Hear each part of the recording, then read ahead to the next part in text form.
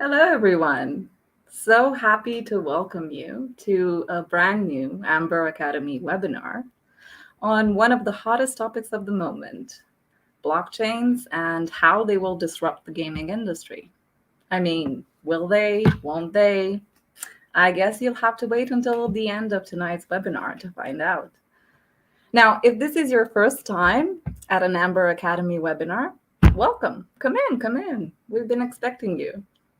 I am Sabrina Reilano, doing all kinds of things in learning and development here at Amber, like this series of webinars, where we do something we really, really love, like spreading love and knowledge from experts in the game dev industry and supporting the learning and growth of talented game dev people wherever they are in the world. Amber, our playground, is a game development agency that's growing really fast, and our crafty, creative, and talented people are working on all facets of game development, from game design to art, engineering, business intelligence, QA, to full on production. And tonight, I have here with me, live from San Francisco Bay Area, a really fun, crafty, and creative colleague of ours from Amber, as you will see. With 24 years, 24 years in the game industry behind him, and as he likes to say, time served in theme parks, internet, and film before that, Martin Caplan has done some pretty fun stuff in his life, but also serious things, as he previously led Words with Friends team at Zynga and co-founded Mystic Midway in the San Francisco Bay Area, where they like to focus on innovative performance that combines deep inquiry, social theater, and mixed reality technologies. Now, currently, he is leading the blockchain games vertical here at Amber, where he is running multiple studios that explore the exciting new metaverse of decentralized games. So let's welcome Marty to the stage.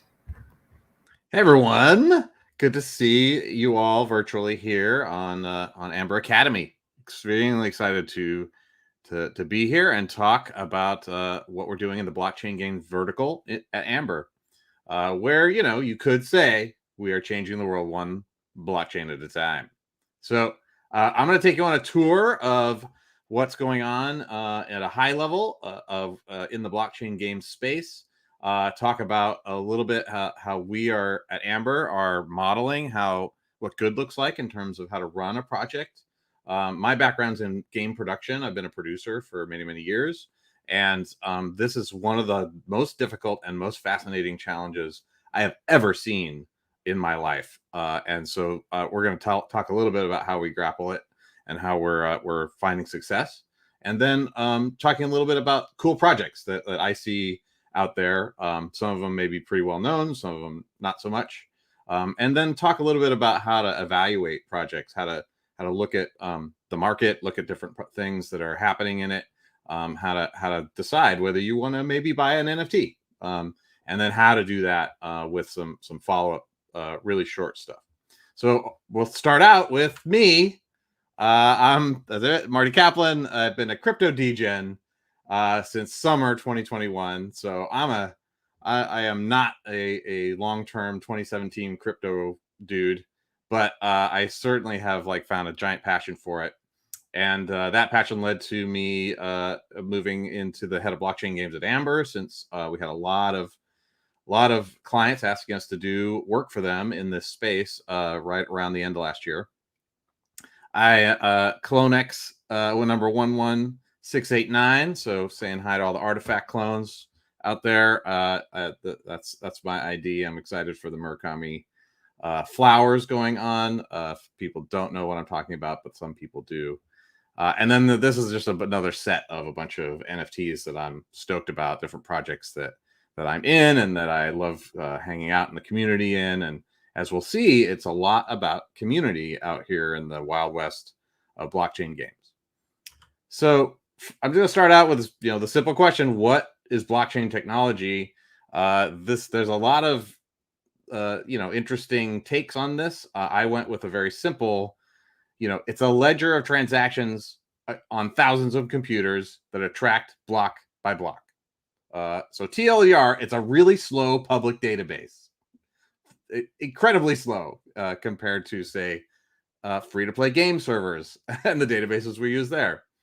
So about those transactions on that, what kind of makes it very interesting is that they're immutable. So once they happen and a block is recorded across and synced across all those computers, they don't never change, like till the end, the heat death of the universe, until math no longer works. It's pretty interesting stuff. And then they are all transparent and open to see. This is also very different from the walled garden of game servers that we're used to in the game development industry.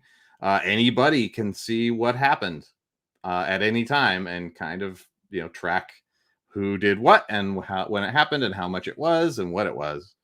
And then finally, all of these blocks are verified and maintained in a decentralized manner. So that makes them slow, but also very secure and verifiable. So that all kind of results in something that it's not a new word, but it's an important word when you think about blockchain technology: trust.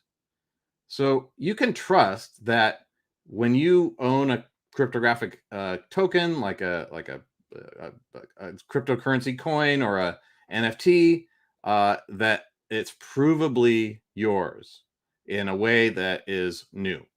And so you don't have to rely on any of the big game companies or publishers that to say that I have this virtual item or I have this gold coin or any of that kind of stuff. And it can't really be turned off unless like all of the electricity in the world goes off and all those computers go offline, and then we got bigger problems than a PFP and an NFT.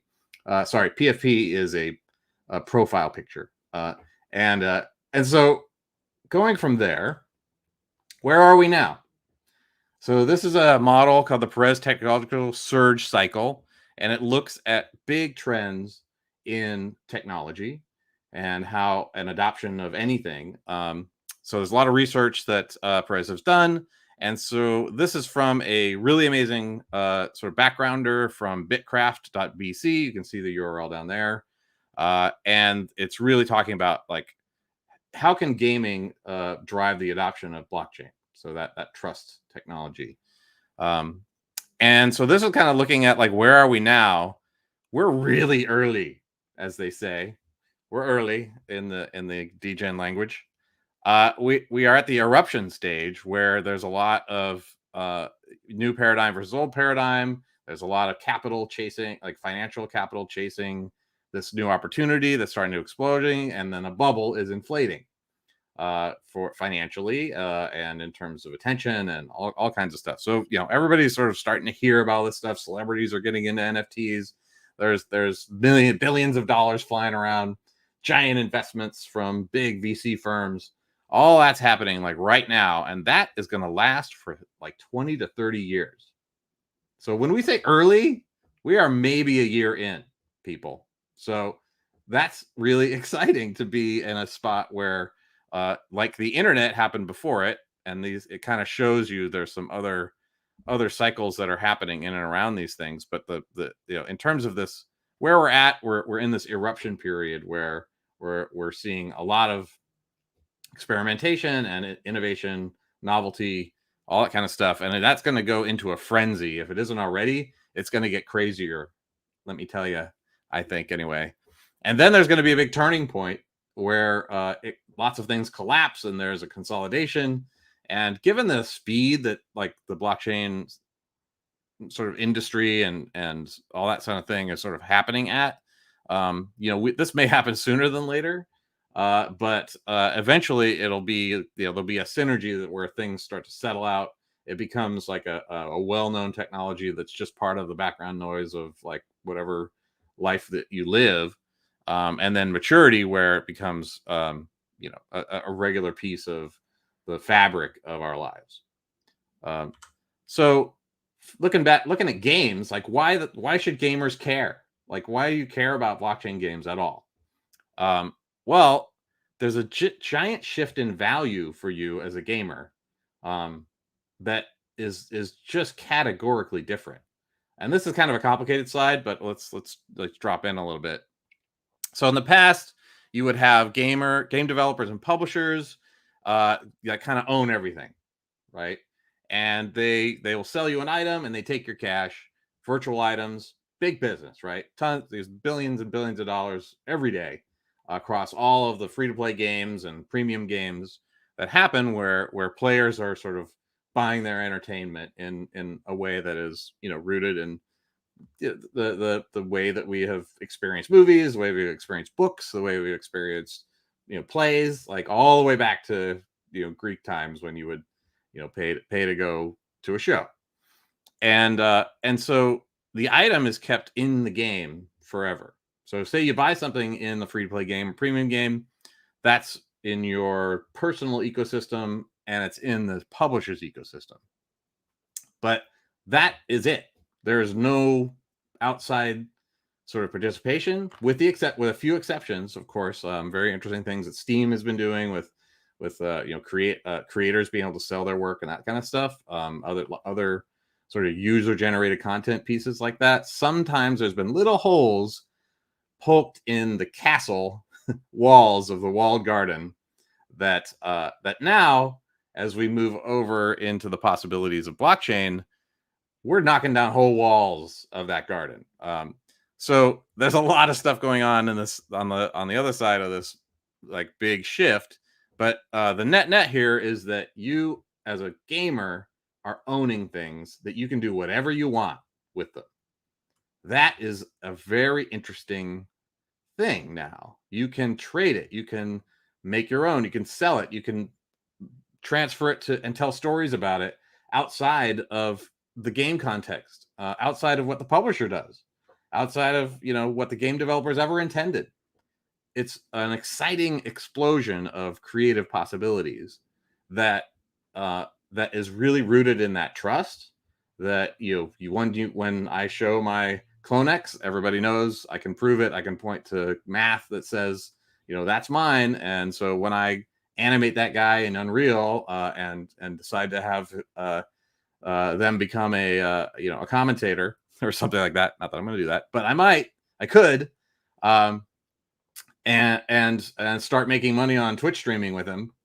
I get to keep all that money, depending on the legal agreement for the NFTs. That one's a Murakami one. So anyway, that's more detail we need to go into.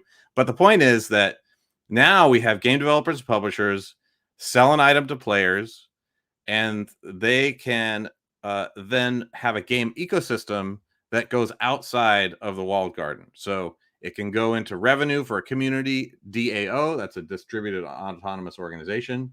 So that's kind of a union of players or of mixed people or strangers who use cryptography to organize a voting system with a bank account attached. That's what a DAO is in my brain. And so that can do projects, and anyone can propose projects, or you have rules about who can propose projects.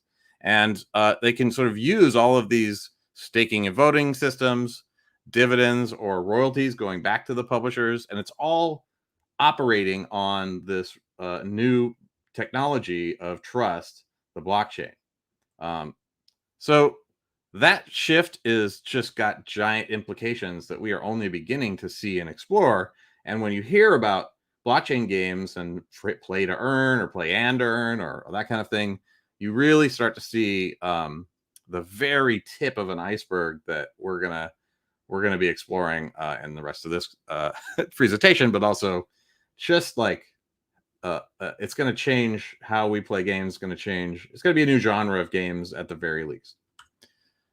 So digging a little bit more into like what does using blockchain for change for games, and this is just lots of different categories of like what you do with virtual goods in games. So virtual good, that's like a sword or a piece of armor, and you would maybe earn that and sell it back to a vendor in the game previously, or you would like put real money in and get like a premium card or a chance at a premium card with a block and basically like, buy things in games and own them, but only within that game.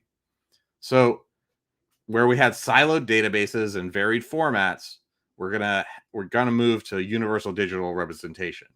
So this is, you have a ownership, the ability to own something that can work anywhere in any game, metaverse, or system.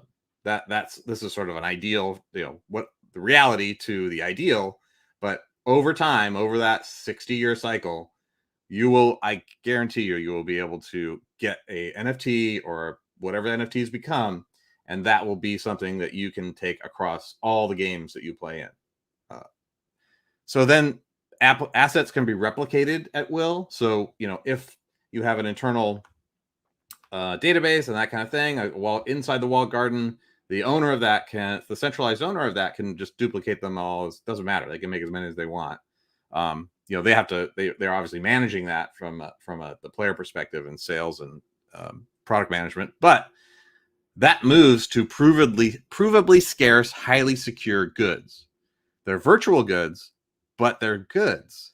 So they operate on this like decentralized backbone, and they become things that can accrue value in a way that is categorically different from the sort of internal walled garden items.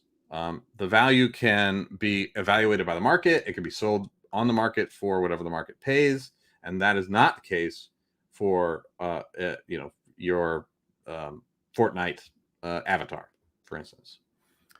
Although they're probably going to get there, no, Epic. Then just a few other ones. I'll go real quick.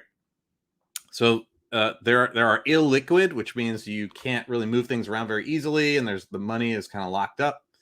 Fragmented markets to global liquidity, which means that like any money can be changed really quickly for any other, and you can use a wide variety of virtual assets to buy and sell and trade across many markets, which means things can happen faster and at a greater volume, which means that each individual thing in the network is more valuable. No real ownership prospects, digital property rights. Yeah, talked about that a little bit. It's very interesting to be able to game as a career or as a side, hustle, where you're making money, like doing, having fun and connecting with people. At least that's the ideal. Some people will probably take it too far and burn out. But overall, it's very interesting to have ownership of the gameplay or game items or effort that you put in that is both enjoyable and worth it from a financial standpoint to whatever extent. Single ecosystem versus interoperability and composability. So this really is the one that I point at when I say, like, when people ask, what is the metaverse? The metaverse is this: interoperability and composability. It's like the Force in Star Wars. It's flows around us and through us and connects us. That's the metaverse. The metaverse is not one thing. Metaverse is all the things connecting together, interoperably and composably. And then finally, limited functionality. Now, this is so exciting. Like, we haven't even scratched the surface on what the programmability of like valuable goods is. So, obviously computer chips are really valuable because they can be programmed, and you got to put them in a machine or a phone or whatever, and they are programmable. They can do a lot of different things. Now imagine your money doing that. Like, that is crazy bonkers.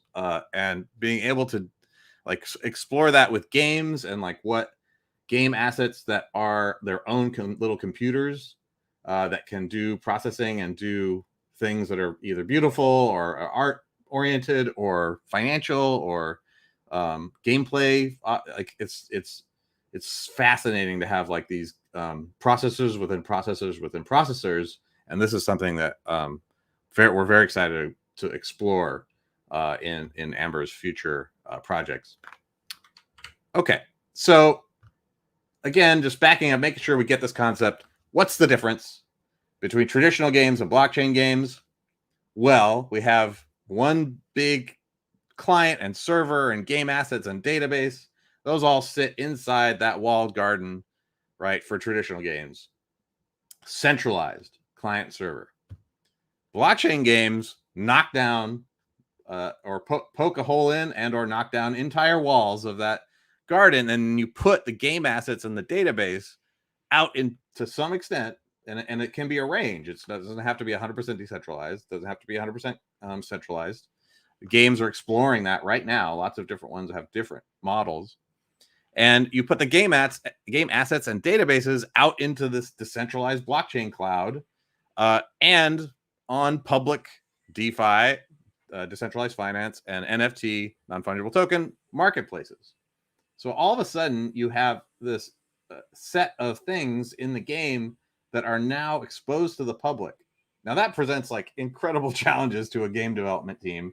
We'll talk about that in a little bit, where you're not just managing an economy in the game, and any product manager or producer or a game economist or game designer will tell you it is not easy to manage a free-to-play game economy, like sinks and fountains and all that kind of stuff. Well, now you're adding the added complication that the public decides what the value of a certain class of assets that are in the game are. Yeah, so I respect the hell out of our amazing economists in in Amber for grappling with this completely insane problem. But the fact is that it's happening, and it's generating like a lot of interest and money, and allows all those changes that we just went over, with this sort of simple difference where things are out there in public and not in a walled garden anymore. So now this is a slide that just blew my mind when I looked at it. Go check out this essay at outland.art. It's called Ecto Games is the keyword here. So again, it's complicated, but if you divide sort of the quadrant of creative endeavors into fine art, experimental performance, games, and then this new category we're talking about, Ecto Games, you get some pretty exciting and crazy stuff. So as Sabrina mentioned, I do not only games for a long time, but I've done theatrical performance, immersive theater, weird parties. And so this one really struck me because it's talking about like how define or undefine the form of the creative work or the entertainment is, and then how defined or undefined the participation of the work is. And so the key insight here, to just put the finger on it, is that the way that you can, with blockchain games, sell the pieces of the game first as NFTs, as tokens, before the game exists. And we're seeing this in like tons and tons, lots of projects. Some of them are not great. Some of them are really, really good. But you can basically do a sort of crowdfunding and a creative collaboration with a community by issuing kind of the pieces of the chess set. Like, okay, I got this thing, I'm calling it a king. I got this thing, I'm calling it a knight. I got this thing, I'm calling it a pawn. What do you guys want to do with it? Without like defining what the game is, you can sort of go out there, get finance the prototyping of things, and then do it in public. And start from that lower corner in the Ecto Games, where you have projects like Loot, or just even PFP NFTs, or Blitmap, or Forgotten Runes Wizard Cult. We'll look at them in a second. And then with the community, move up until you have like a defined game that is shipped, code, working, operating in live ops, as you would with a traditional premium or free-to-play game. So to me, like this undefined form to defined form, and then having it be participatory the whole time, is just a giant, amazing opportunity. So just to summarize, like the things here, we have sort of a community and participatory oriented product that then allows you to provide a luxury entertainment good, and that's a particular class of good that is, of course, defined in other places, but if it finds market fit early. And if you don't know about market fit is when you basically go like, okay, people want this thing. But this is an opportunity to go like, not just go like, okay, here's the thing, do you like it? No, here's the pieces of the thing let's make it together and ensure that you continue to like it over time. And then at the end, we have like this incredibly engaged community, fan base, customers. It's just amazing, like from an opportunity standpoint in terms of how games are traditionally made versus the sort of live ops in reverse, as we're kind of calling it right now, for blockchain games. So, okay, now we're going to go through like a lot of stuff. Take a breath. Join me, won't you? Blockchain game development is not game development. It's ecosystem development. And of course, I bet there's a lot of people who are experienced game developers who are like, well, duh, that's all game development is ecosystem development. But bear with me. This is particularly important for blockchain games, and you will not succeed in blockchain games unless you take care of the not only in-game experience, 25% of it is the game, like as we traditionally define it in the client, right? Server, whatever. Then there's the social media drip piece. There's website, which has DeFi and DAO and marketplace stuff in it. And then there's community discords and bots. So these are the four different places that players engage in blockchain games. And the expectation now with one that is being operated professionally and correctly and successfully is that the team that you create to do this has to do this stuff day one. There is no more, as we'll see, like for blockchain games anyway, you really can't go dark for 18 months, 2 years, 5 years, and launch your big game. Like that's not what blockchain games do, and you would be shooting yourself in the foot if you did it that way. You need to basically engage with the community as soon as you can and make this player experience go across the 4 zones of the ecosystem, and then try and make sure as much as you can every 24 hours your players are bouncing around all of these places and having a great time doing it. So NFTs and full-time and FT tokens, in my conception of this anyway, they provide consistent context, right? So if I have an NFT that's giving me access to all of these different things and gives me a persistent identity, then that is entry and utility that I can have explicitly, and then implicitly I show off and have like an ambient sort of like broadcast of that I'm part of this community and that I'm into it and that I'm, I like this, what's happening here. And so that happens because, my avatar is that CloneX PFP, right? For Artifact, which, is signaling things like, I think the Artifact stuff is cool. I really like that community. I'm part of it. And then you are able to also participate in lots of different sort of pseudo games from augmented reality games, which are like treasure hunts or clues or that kind of thing that operate. And then moving on, we integrate this reverse live ops to create a cyclic demand. So this is like trading and buying NFTs and spending and staking cryptocurrency from day one. As soon as you can get those things in there, that generates a financial engine that allows the game team and the project to move forward in partnership with the enthusiasm and the engagement of players and their fans. And so that's like a flywheel, right? So it's like just keeps going. It's amazing. It's a money machine. It's a market research insight machine that harvests community insights 24/7 if you're doing it right. So, okay. So now we're going to go from that. And this is color coded a little bit. And we're going to talk about development pipeline. So all you production nerds, put on your production hats. We're going to talk about timelines and how things work. So we have like a game development, right? This is sort of the early half of what happens, and then we have game live ops. So I'm dividing the game development into a couple of things. We have pre-launch, and then the big thing is when you do the first NFT sale. Then after that, you have the game soft launch, where you do testing and you kind of do betas, and then go into full launch and full traditional live ops. So the first track here is related to the website and the DeFi and the DAO marketplace. And so you're doing things like project economy design early on here. you're doing the game server and blockchain shim development. So what is that? Just real quick, that's like you do have game servers, but they need to be able to understand blockchain stuff. So there's a lot of different solutions nowadays, lots of different ways to go about it. It's a big area of development, but the point is that you can have the game, when you're in the game in that blue part, be aware of the green part, and be able to actually, sort of know that you own an NFT, for instance, and then give you a thing in the game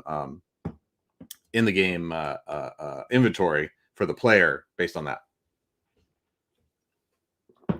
So then as you move into things, you launch the smart contracts and the DApp, which is decentralized applications. So that would be things like staking or being able to buy tokens, or lots of different ones that we can look at in the projects that I have as examples.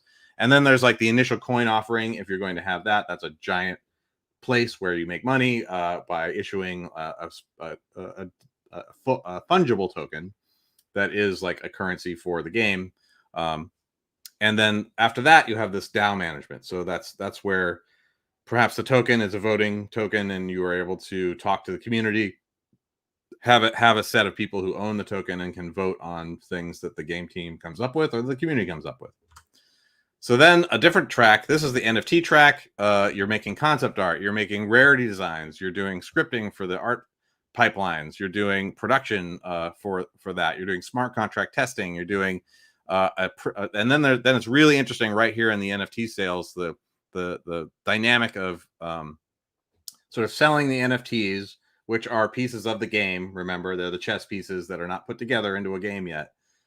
They are sold in sort of a community way. You get the community involved, and then they get early access to buy these things, because in theory they'll be more valuable later.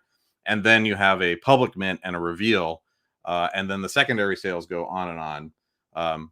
There's a lot to this strategy, and we've learned a lot with our amazing partners at Superfarm for the imposters.gg. Good job, y'all. We launched that yesterday, and sold out in 5 minutes, making I think almost $30 million. Pretty good. That's going to fund a lot of game development. And anyway, so secondary sales is an important concept. That's the trading that happens after you sell the NFT the first time. And then because blockchain has an immaculate or an immutable record, we are able to track royalties for that and set a certain amount of secondary sales. A royalty will come back to the team, funding it forever, or at least as long as people trade things for that project. And then you're going to do more mints too. So usually you're going to add additional NFT collections that expand the game, kind of like you do in live ops, and you do a season of new stuff for the game. So you plan that out and have a pipeline that can execute it. Then over into the teal part, this is a very important piece, which is the community. And right now, community in NFT land or in blockchain games land really like runs in around Discord. A lot of other things do too. But for now, managing the Discord community and doing Discord bot engineering that integrates with identity and all that kind of stuff is super important, because this is really where you listen. And you're able to take lots of different insights from the Discord community. You can propose things. If you have a good working relationship with your community, you maintain that product market fit I was talking about. And you usually find out cool stuff that you didn't even think of. And if the game team is, not auteur driven, but more collaborative, that's really the key to success for blockchain game development in terms of interacting with the community. Finally, there's the website and marketing. So we refer to this as the beast. Because one thing you got to do as a team is make sure that you continue to feed the beast daily, if you can, multi-times weekly at minimum, so that the community always has stuff to talk about. There's always awareness, and this has to start day one. This is not after that big launch. This is like day one. You are sort of hinting and teasing and doing little games and like getting interactions. So it's a very different mentality from traditional game marketing, blockchain game marketing. Okay, putting it all together, it's a lot of stuff to do. But we have seen, this is drawn from my experience just participating as for fun or for and profit in other projects and what I see good looks like.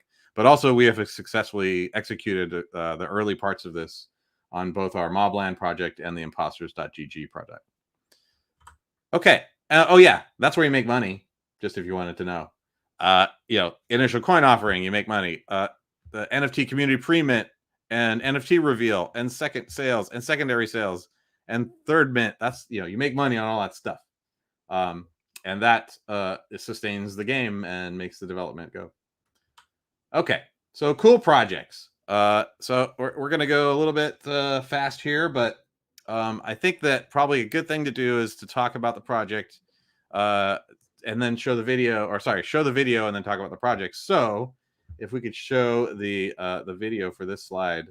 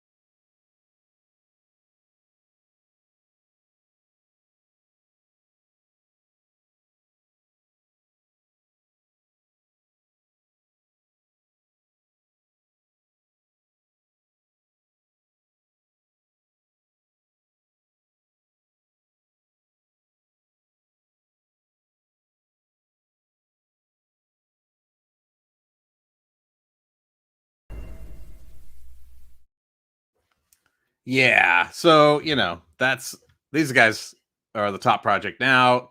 Bored Ape Yacht Club. They have quite a few collections, but it's the most mainstream project. It's a cultural juggernaut.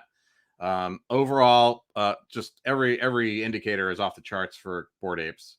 And you can see they're proposing a other side, which is some kind of metaverse zone, and they make a big point at the end of that video and visually showing how they're going to work with a lot of other projects. So it's not just the Bored Apes project, it's interoperable, it's composable, right?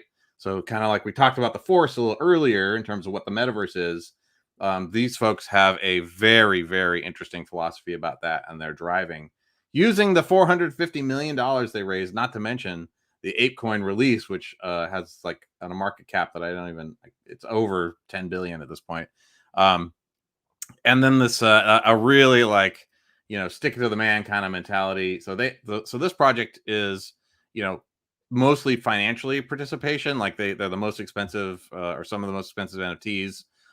The original DGen community is starting to collapse a little bit as the sort of normies come in and the celebrities come in, and they hopefully they won't be a victim of their own success, but they seem to be maintaining a pretty good head on their shoulders in terms of doing fun, innovative stuff that drives culture forward and that sort of thing. So cool project, Bored Apes. I would have one if I could afford one. Next is Phantom Galaxies. So let's show that video.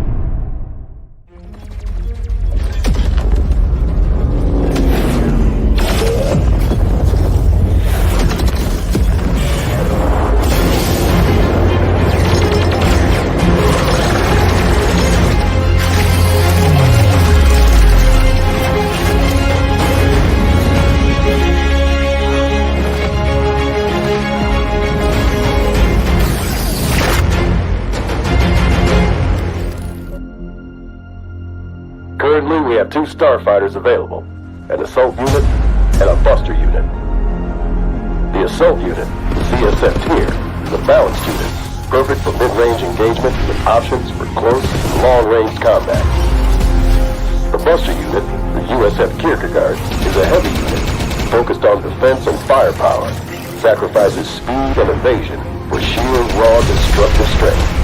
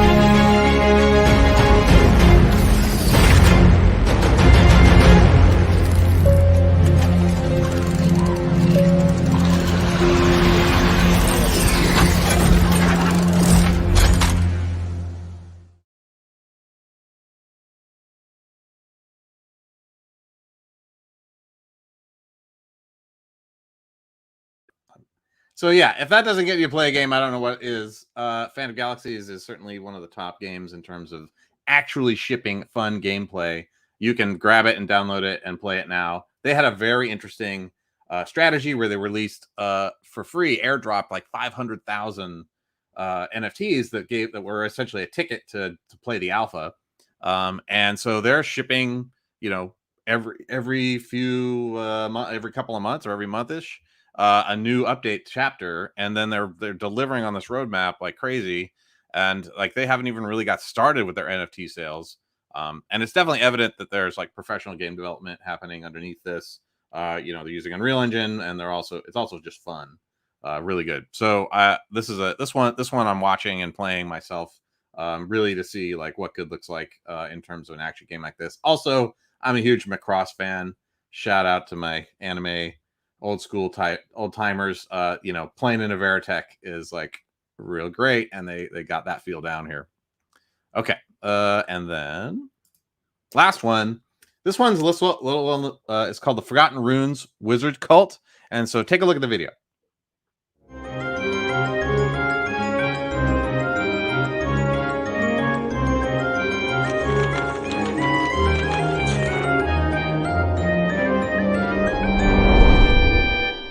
Shaman Xerxes of the Realm, Wizard number 271. I am of the Realm, Shaman Xerxes, eldest of the Realm Protectors, who was born on the 12th day of the 12th month before the Undoing. My purpose is one, to protect the realm from the corrupting forces of the flame and the destructive evil that hides behind its existence. Wielding the feather of transcendence, I am tasked with merging the spiritual and physical realms. But I grow disillusioned with the mortals whom I am sworn to protect. I see darkness in their souls, which dangerously mirrors that of the flame. They wish no peace, no harmony, no balance. Instead, they become increasingly corrupted with greed and loathing for all that is natural and pure through their own choice. I am left with no other path but to use the power of the flame against its own corrupting influences, for a great reset is the realm's only hope for survival. I sacrifice myself for the realm. I burn.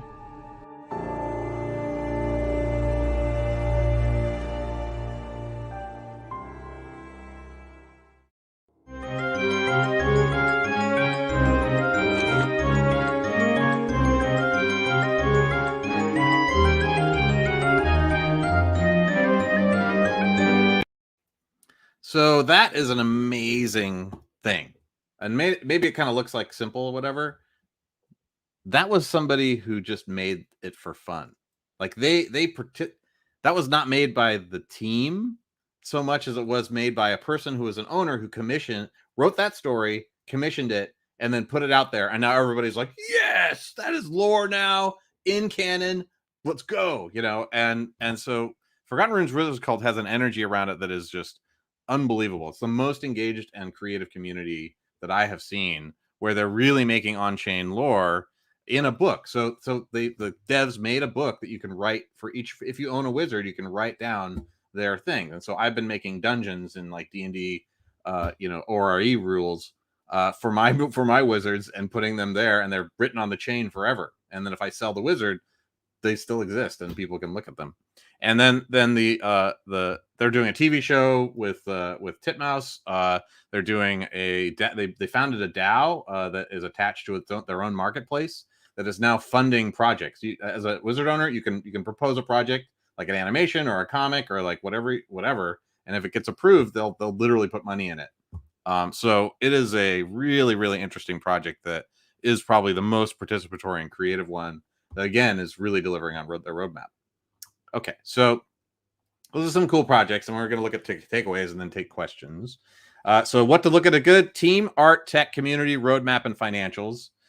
There's lots of different things here. Like if you are going to invest thousands and thousands of dollars in a project with the hope that it will be worth money one day and or play in the game that it makes, there's a lot of different things to consider.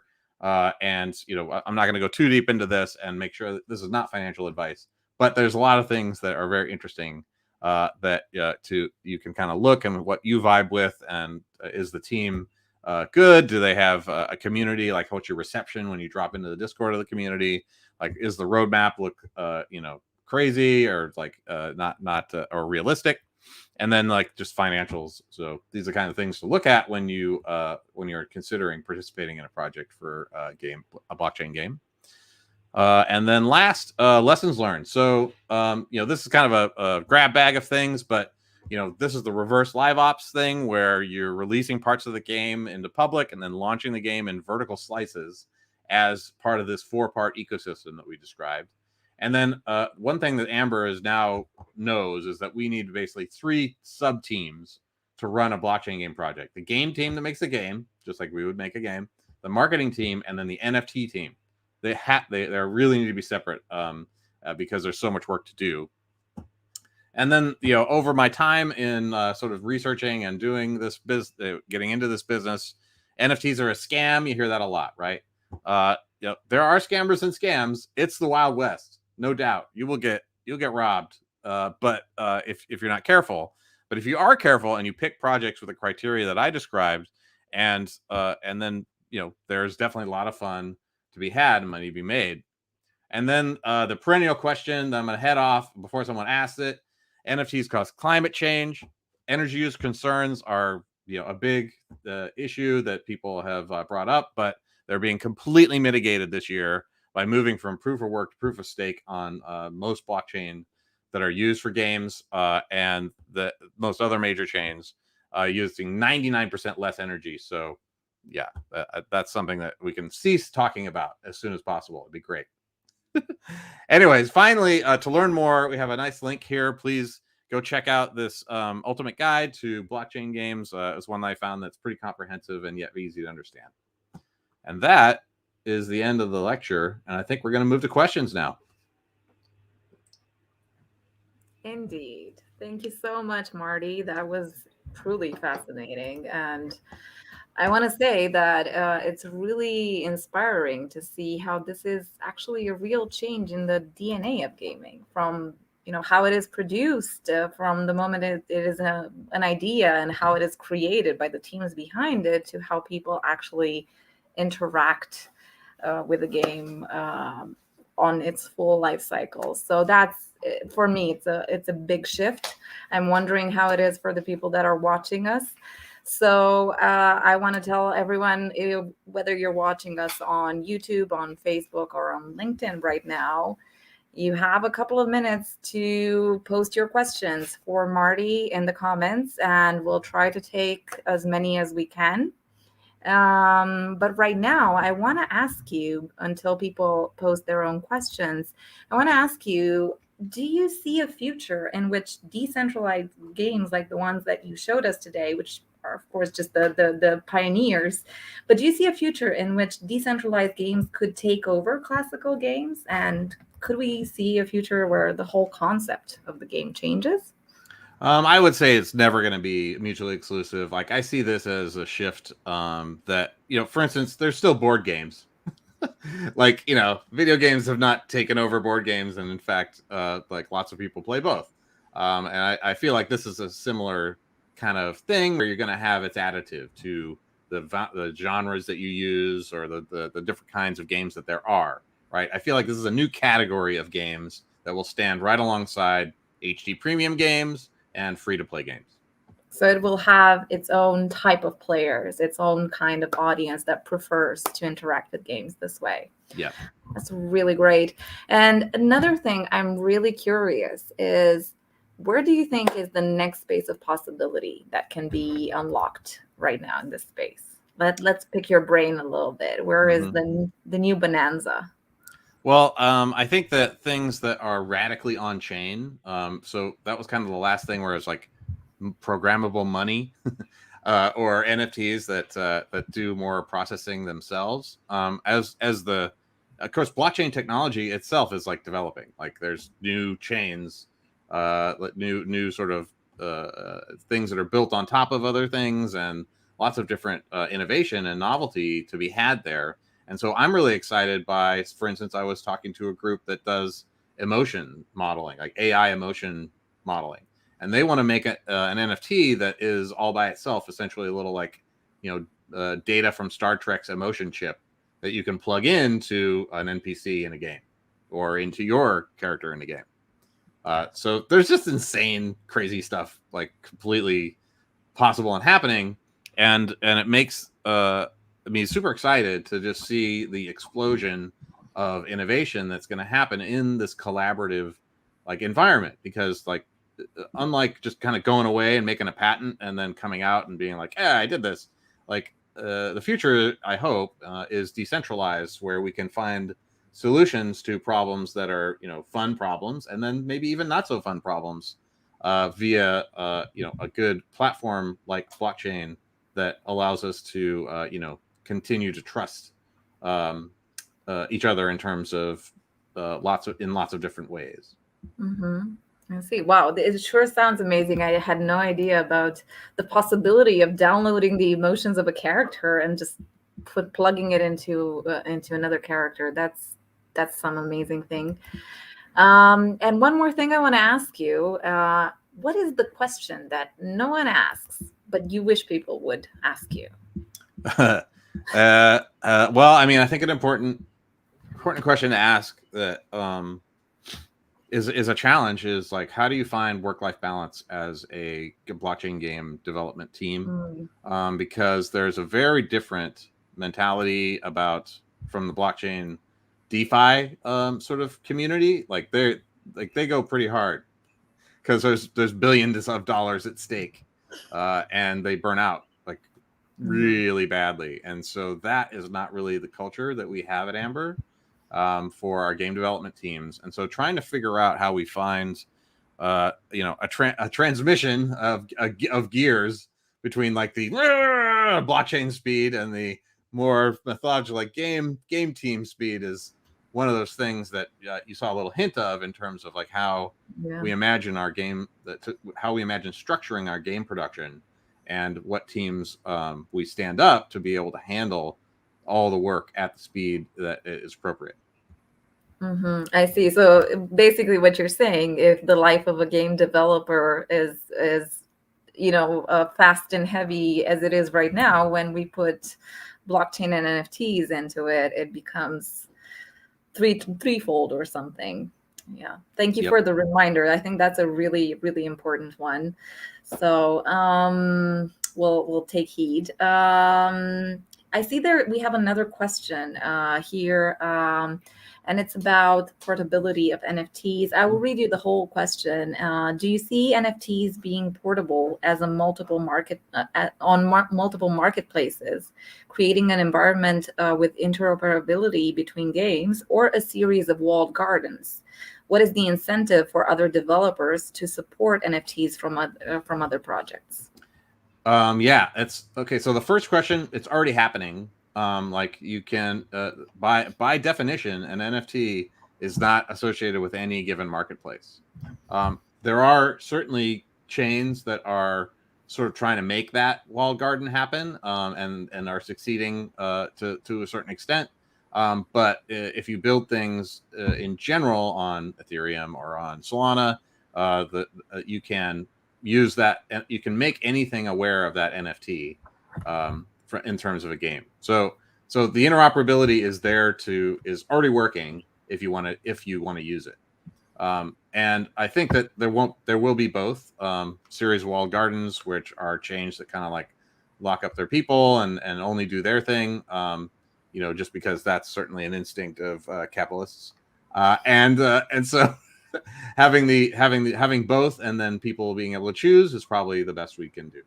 So the second part of the question, what's the incentive for other developers to support NFTs from other projects? Well, number one, there's a collectivist feel in terms of being able to, gladly expose your game to another group.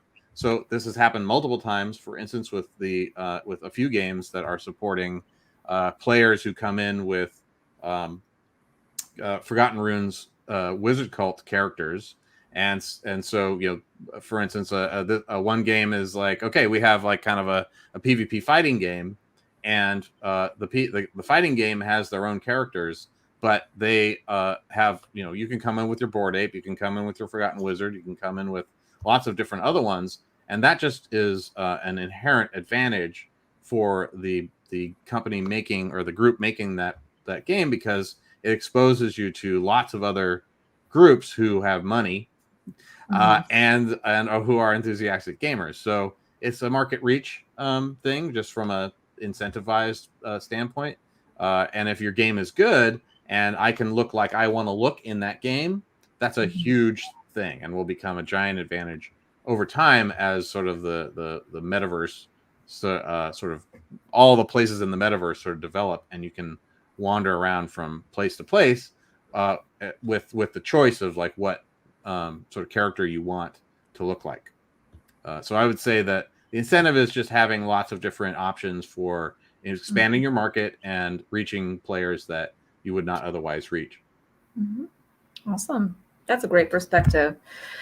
Well, I think that's about all the time we had for today. Thank you so much, Marty, for giving us a tour through this new universe.